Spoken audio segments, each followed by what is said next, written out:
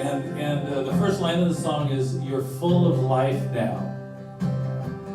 Right? And that's what I'm thinking about for my buddy.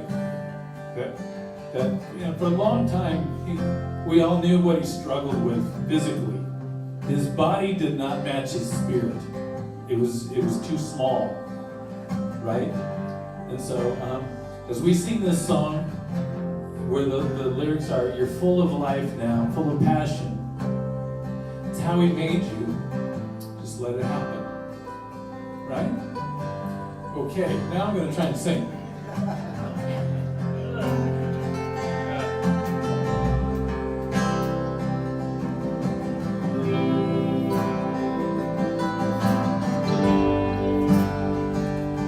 Full of life now, full of passion. It's how we made you. Just let it happen. You're full of life now, full of passion. It's how we made you. Just let it happen.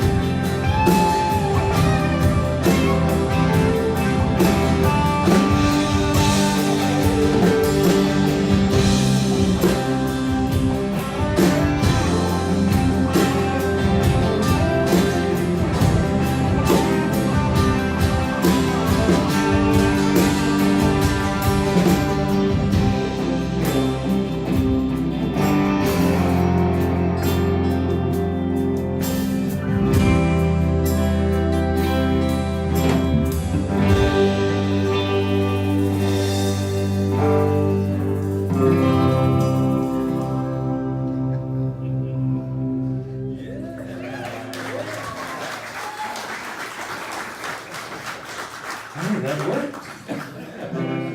Wow. Wow. Ty, you wanna tell them about this song? TJ dancing during this song? Yeah. So we all seen TJ play, and he really loves what he's doing, but he's in that chair.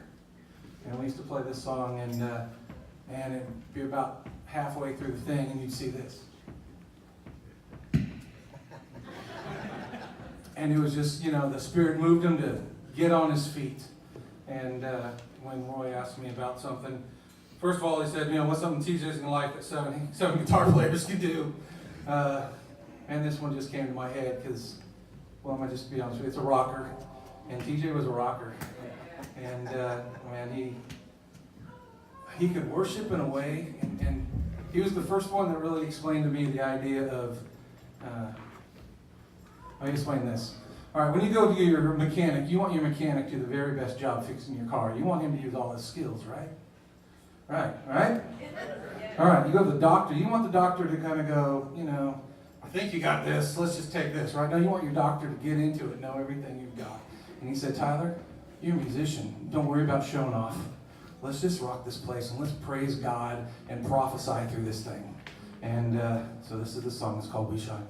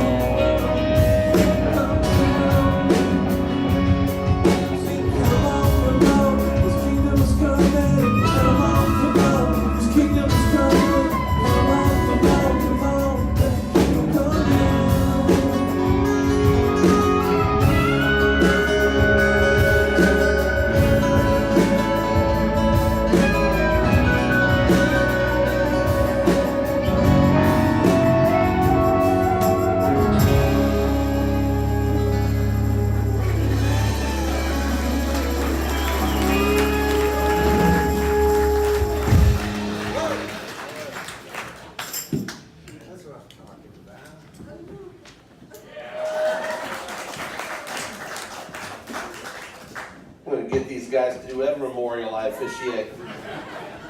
It's a new rule. Hey, at this point, you've heard a little bit from me, you've heard a little bit from the guys on stage, and I just want to give any of you the opportunity to briefly come forward, or you, if you're loud enough, you can stand where you are, it doesn't matter. And if you want to share maybe a memory about how TJ's life has impacted yours, or maybe a lesson that you've learned from him, or just a story. And so I'm going to give you a few minutes to do that now. So I'm going to bring this over here. You know, we've just got time for a few, but I know there were a couple of people that had something prepared that they wanted to start with.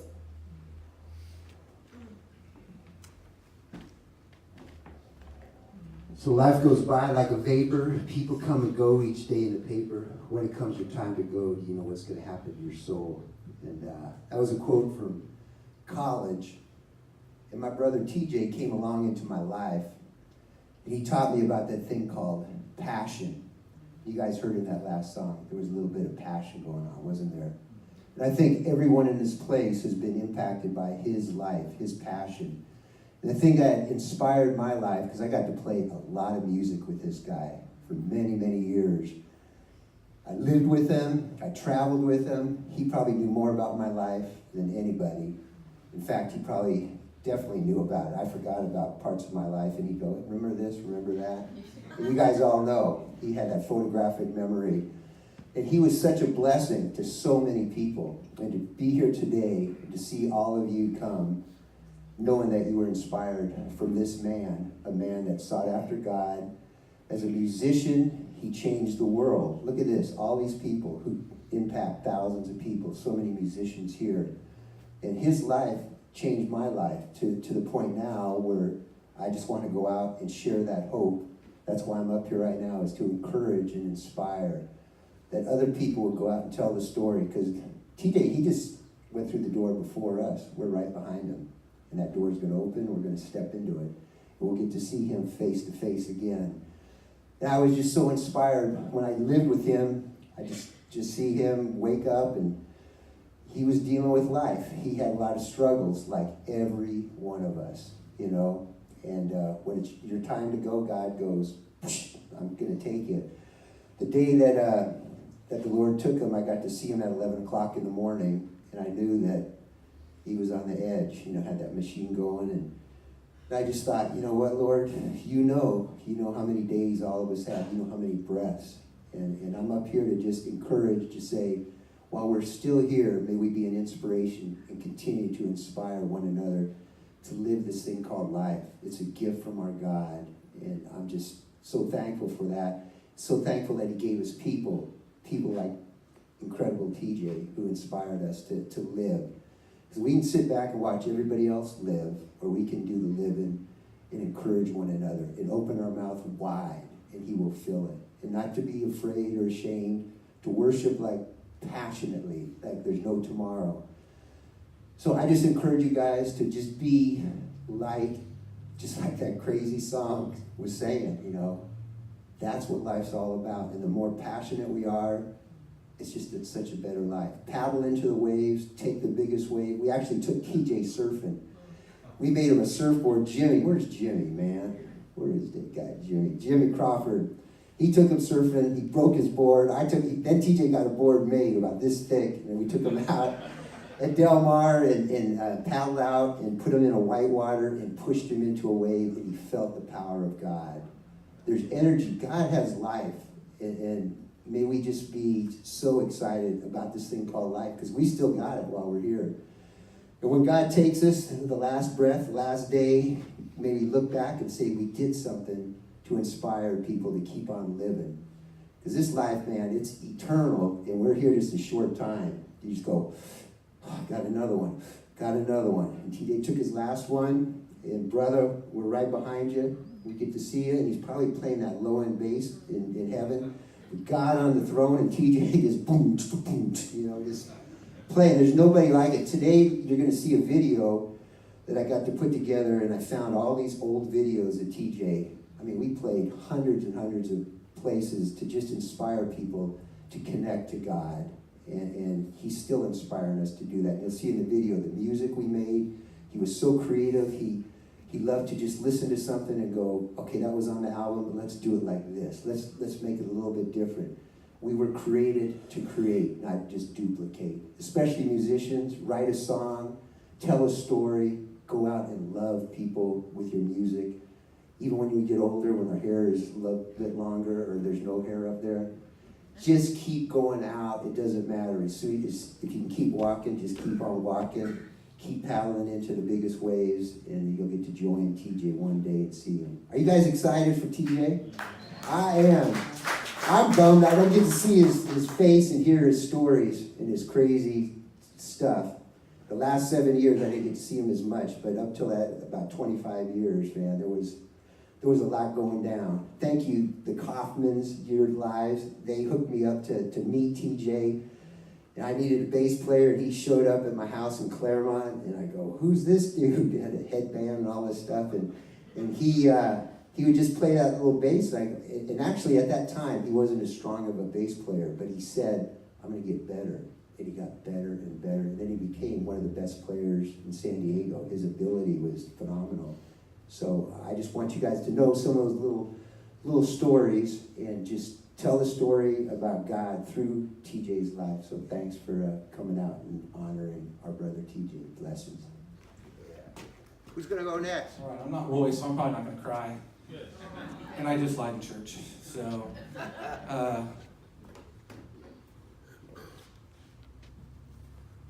I love TJ. He's my brother. My wife and I got married and moved to San Diego in 95, 96. And I had worked at a church for many, many years, and it hurt me. And my wife starts going to this church with this community, these guys.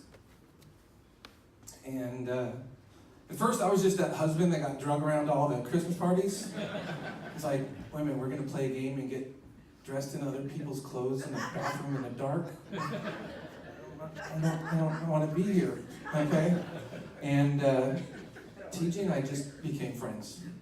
Because he didn't want to be there either. You're not getting me in that clothing, but we love hockey together. We loved our music together.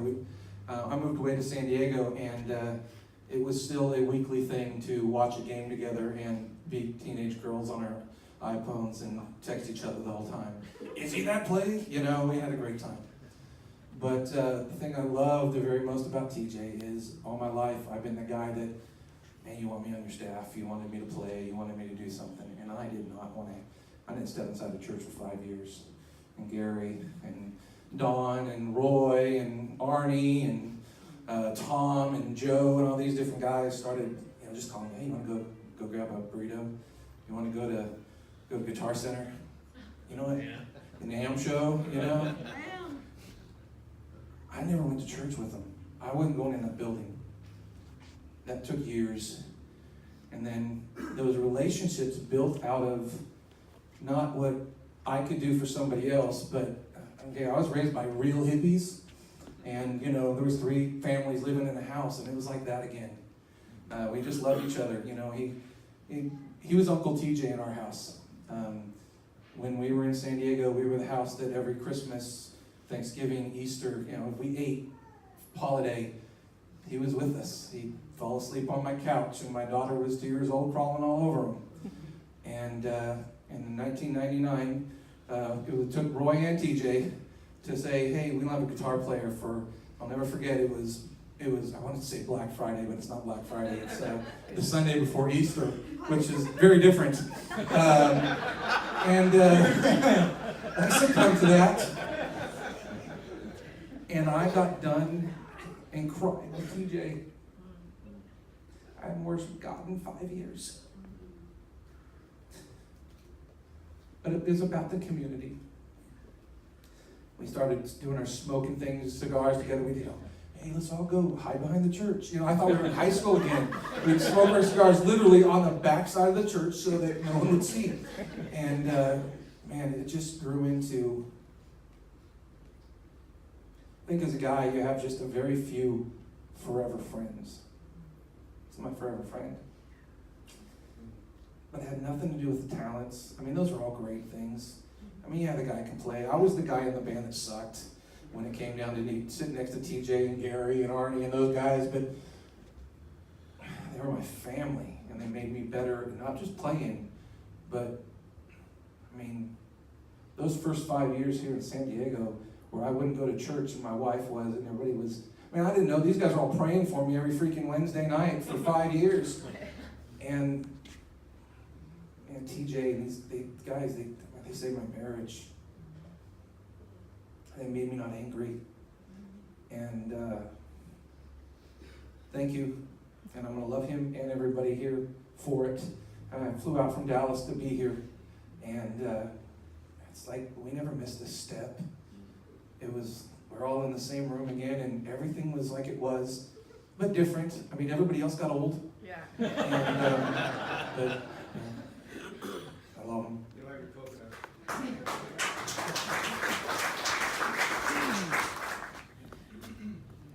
Oh, fun. Hi, my name's Chris. Okay, I'm gonna say this fast.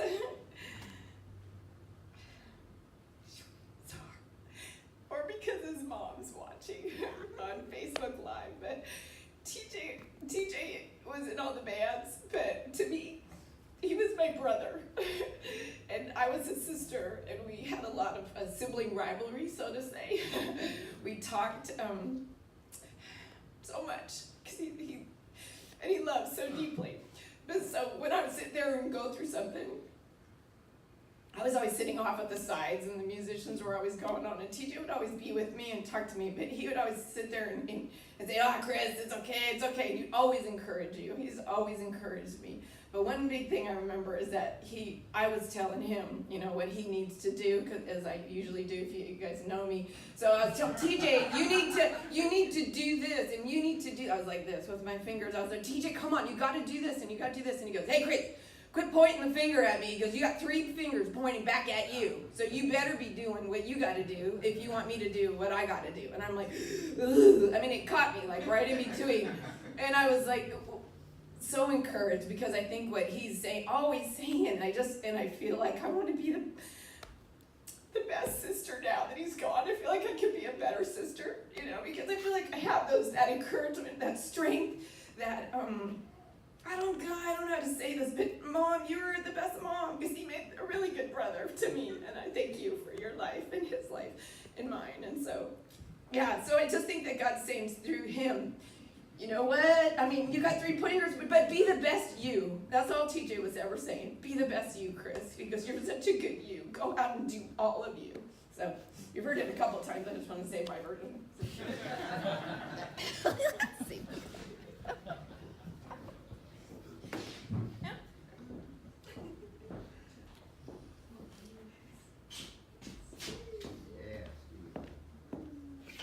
The best thing about TJ was that he loved people.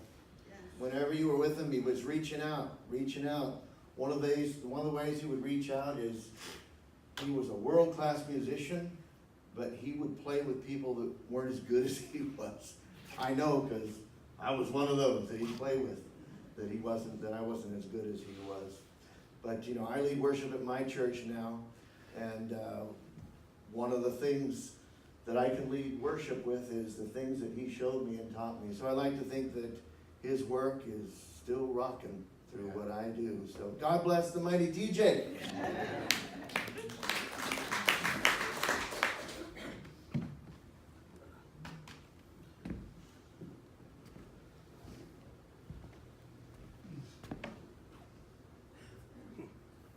I was doing good. They got him up there too. I don't know where to start. TJ sometimes dubbed me as the bully. I tend to speak freely, I guess, at times. I was Jimmy the Cricket for TJ at times. I would tell him the hard stuff. But it was an encouraging big brother way. I would love on him. But it was still that spot that he allowed me to be in. We had, when he was after, he had an episode up in Pine Valley at one of the Holy Smokes. We had a private thing on Facebook. It was just an encouraging thing while he was trying to lose some weight. And TJ was an athlete. He loved football, he loved hockey. And we're old school. We responded to coaches that got in your face and yelled at you. That was their love. And that was my job with him.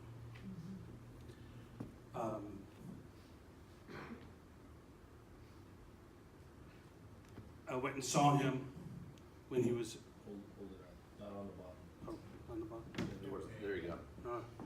Mike. Okay, that better? Yeah. Thanks.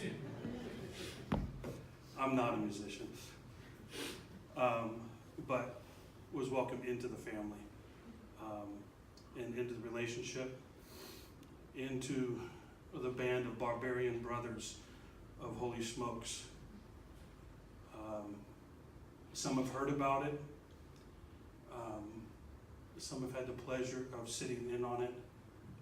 I think the most awesome thing is testimonies from wives thanking the group for how it changed their husbands. And TJ was instrumental in that. We had the ugly seat that guys would get into and bare their hearts and then receive coaching, receive love.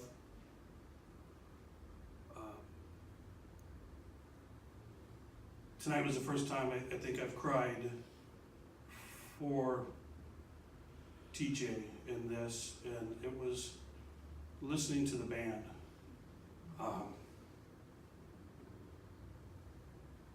Just each guy, knowing each guy up there and their hearts, and the way their heart flowed through the instruments. The Holy Spirit was just having a blast, right? I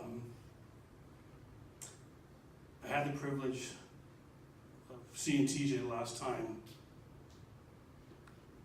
at the hospital. And Christian Roy, and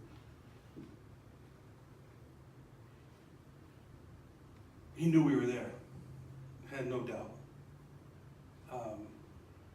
He was there. He had a fear of going home. And I told him, it's okay, man. Run to daddy. Just run to daddy. It's all right. And I'm glad that I'm happy for him. I'm happy for him. He's running. He's jumping. He's dancing. I know at the gate he said, "Hey, St. Peter, you hear the one about?" Yes, Thomas, I know that one. You moke. That was what he called me, Jamoke. It has many different meanings. I Googled it. And I probably filled those meetings and I'm sure he used it perfectly at the time. We celebrate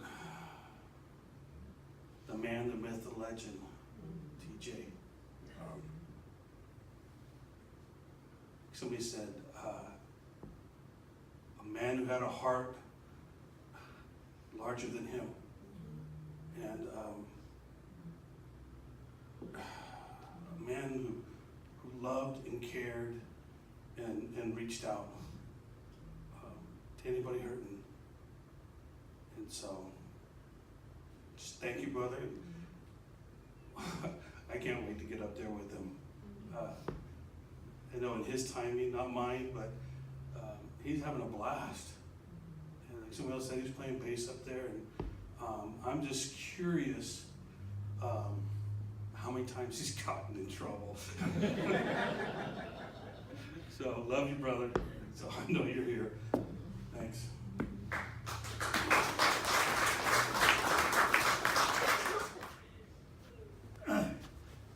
My wife Carol and I met TJ about 7 years ago when we thought it'd be a good idea to start going to church. Wanted to start early in life. And so we've known TJ a fraction of the time that most of the people in this room have. And he is one of the most influential persons that I have ever met. You could come to him with any kind of a terrible problem, something you couldn't figure out, just the daily whatever, and he could break it down and explain it to you in such a biblical way and common sense. You're slapping yourself on the forehead thinking, why am I thinking this stuff? And he would take the time to do it, and he cared. You could tell he wanted you to feel better and realize the reason certain things were going on.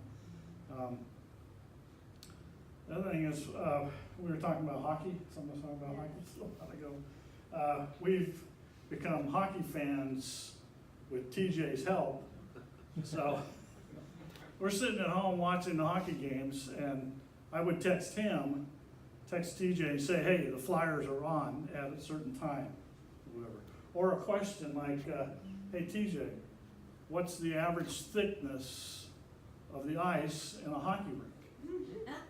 Oh, he'd go, 3/4 of an inch, and then he'd go on with this big explanation about the thickness of ice skating, figure skating ice, hockey ice, the temperatures, just go through the whole thing. Thanks.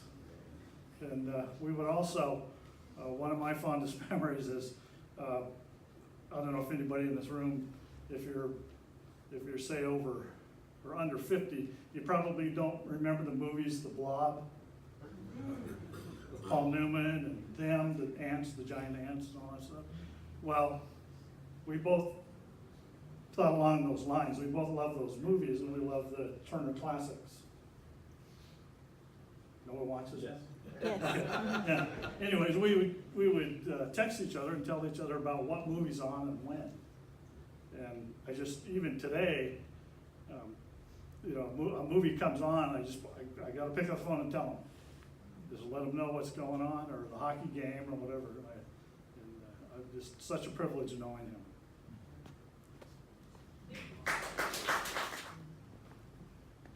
See if I can collect my thoughts long enough to get a couple of things out. Hearing everybody else talk and share, excuse me, their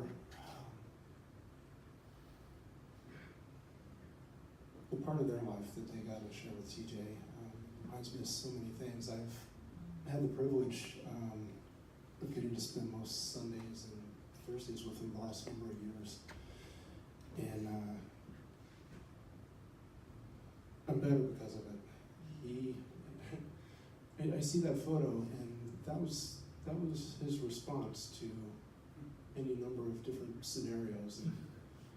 And, for me, playing music, I'm largely who I am because I am. Tyler, where'd you go, Ty? Wherever you are, I've lost you. Anyways, he talked about being the guy who was maybe not quite what the other guys were, and I identified with that. And he took me under his wing and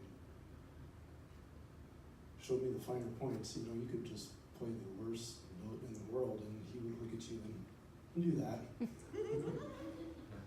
And it just reminded you that, you know, we're all in this together. You know, I just felt like we were in this together, you know. I'm going to share two things. 30 years ago-ish, so this is going to be like something old and something more recent, and just a story of TJ in my life. I think we were going to Horizon at the time. So my wife and I had started this faith journey, right? We were at Horizon and got to know a lot of you guys. And I remember he was part of the Steve Anti Band, and we found out about that, and so we were like Steve Anti Band groupies. We would go to the coffee houses and stuff, and I remember the first time meeting TJ, I'd kind of become friends with Steve and Marty Stevers, his guitar player, right? Guitar players kind of flocked together. So Marty got some kind of cool piece of equipment, you know. He would go to these little coffee houses that were about this big, and he would have this half stack of stuff. And he showed me this new thing that he got, and he was all excited about it. And I'm like, oh, wow, man, yeah. And Steve's like, yeah. And I look over at TJ, and he's just sitting on his thing with his hat. And Marty gets done with this thing, and I'm all excited, and I turn to TJ and I go, TJ goes, bass? People? Amp. And gave me a wink. And that was it. So that was the first time I met TJ, right? And, you know, through the years, I can just, you know, think of countless things, as many of you, can, experiences, and man, he was all things Ed Roth, Rat Fink, to airplanes, to, man, living where he lived with Gillespie Field right there. I mean, we'd be like hanging out and a plane would fly by and he'd go, oh, and he could tell you where the thing was built, the engine that was in it, where it first flew from, how many were still in the air. You know, and I was like, oh, cool, I love this stuff. Anyways, so fast forward, another experience. So we would like leave here on Thursday nights and be going back home in Houston. I'd like to stop at the Crazy Chicken. Oh, Pollo Loco, right? And he would order his thing, but one of the things he would do is he would order wings. But being TJ, he wouldn't order 2, 4, or 6. He would order 3 or 5 or 7 because he thought it was hilarious that they would get to the end of the night and there'd be like this one wing sitting in the wing box and they wouldn't know what to do with it. And I just thought that was the funniest thing. And of course, given that, I thought it was hilarious as well. So, anyways, yeah, I'm just so grateful to see Uncle D back there, and Taylor, and Steve, and man, Andrew, and all these people that I've been able to share the stage with because he encouraged me to be better. Grateful for that.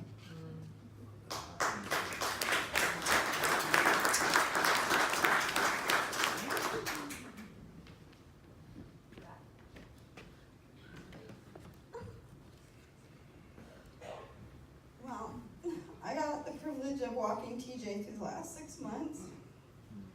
And one of the things I know is that a lot of you sitting out here might be having some kind of regrets because you tried to contact him or you tried to come and see him and you didn't get to because he didn't answer because he pushed you away.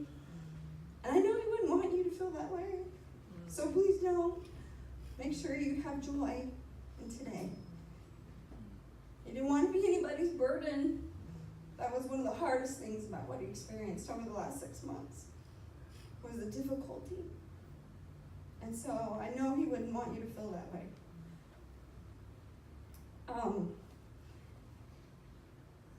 One of the things that he and I got to talk a lot about was God. Of course, that's all most people get to talk about when they're with me. That's okay, though. And he kept telling me, what's God doing, Julie? why is God doing this to me? And I said, TJ, what is God usually doing when we're in a trial? I mean, I hate the book of James, but what is a trial? It's an attempt to draw us closer. He just wants you closer. He loves you that much that he's willing to test you, to put you through something. And so I told him, I said, TJ, just crawl up in Daddy's lap. He wants you closer. And we talked a lot about that.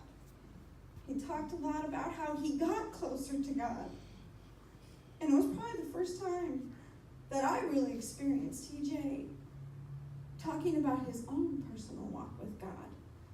I know how much he encouraged us all and he wanted to empower us all. But he had so many of his own fears that he got to face. And if he could have, we talked about his funeral, and he didn't tell me exactly this, but Tyler rocking out and Rob doing a solo, that would have been exactly how he would have planned it. This couldn't have been a better day. He would have really wanted this for all of you. I want to say a couple thank yous. Thank you, Mom and Dad. Oh, everybody, Sarah's going to turn around. I want y'all to wave to Mom and Dad in Delaware. They couldn't be here. And they're going to get to share in this. They might be watching it live. I'm not sure she figured out Facebook. But I'm going to send it to her. And these beautiful flowers are from her. I want to thank Jim and Carol for providing the food and the coffee. You guys rock. I want to thank Roy and all the band. You guys, this is exactly what he would have wanted. I'm excited to see Steve's video. I also want to thank his wife, Patty, for providing all the goodies that you see around here, all these things that were his. I also want to thank Riverview and Todd for giving us this place to just get together to celebrate his life. TJ was an empowerer. And that's what he would want y'all to do. Just like Steve said earlier. Whatever it is, go do it for God. Be who you are.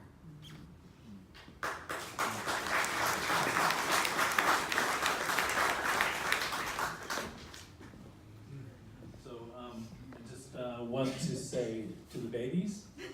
Yeah. That's right. See, I got that far. But would you all stand and just thank them for taking the hardest leg of this TJ story?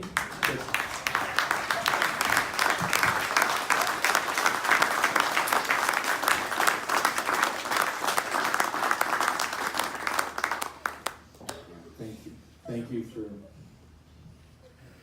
for doing what we all wanted to do, but you had that place of honor, and we want to honor you with all the stuff that is inconvenient and was hard, and we can kind of come in at the 11th hour, but you guys did a lot of the heavy lifting in the last chapter, so we just want to say thank you. A few minutes. This isn't something that you have to just take off and leave.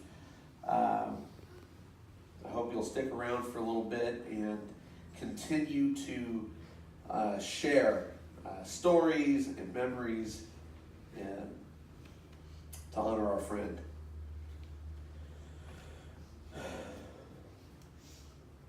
Thomas James Hill of Santee, California, formerly of Wilmington, Delaware.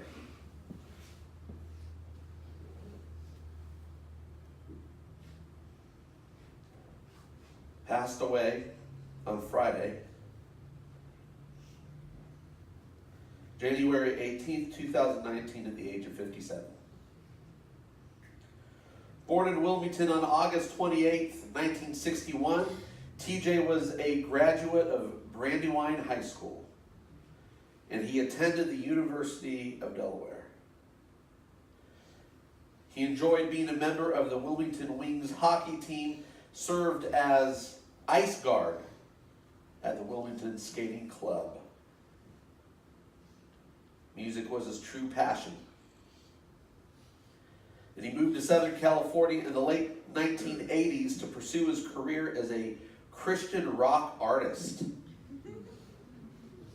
He possessed a strong faith which served to guide him through his involvement through several Christian rock bands. Throughout his life in California, TJ touched many lives and was blessed to have many wonderful friends, too numerous to count. He also remained a faithful fan of the Flyers, the Eagles, and the Phillies. TJ will be lovingly remembered by his parents, Thomas and Barbara Hill, his brother, Tyler Hill, his nephews, Tyler, Paul, and Jordan, Thomas Hill, his aunts, his uncles, and cousins. And TJ was predeceased by his brother, Darren Hill. So we get ready to close our time together today. There's one more thing that I would like to share just briefly, and that is if TJ could be here right now and share one thing with you, it would be this. It's real. Heaven is real. God's word tells us that to be absent from the body is to be present with the Lord. And from the last moment that TJ closed his eyes on this earth and opened them in eternity, he began to experience this unspeakable joy, unlike anything we could even begin to imagine here on this earth. Revelation chapter 21 verse 4 became true for him. That God will wipe away every tear. That there will be no more death, no more sorrow, no more crying, and no more pain. All of these things are gone forever. That said, this isn't the end of TJ. He's more alive than he's ever been. He's only beginning to experience the most amazing homecoming celebration that you could ever imagine. And the great news that for all of us who know Jesus as our Lord and our Savior, we'll be able to see him again one day. Before I close in prayer, we have a video, some memories from TJ's life. And so if you'll go ahead and check out the screens right now.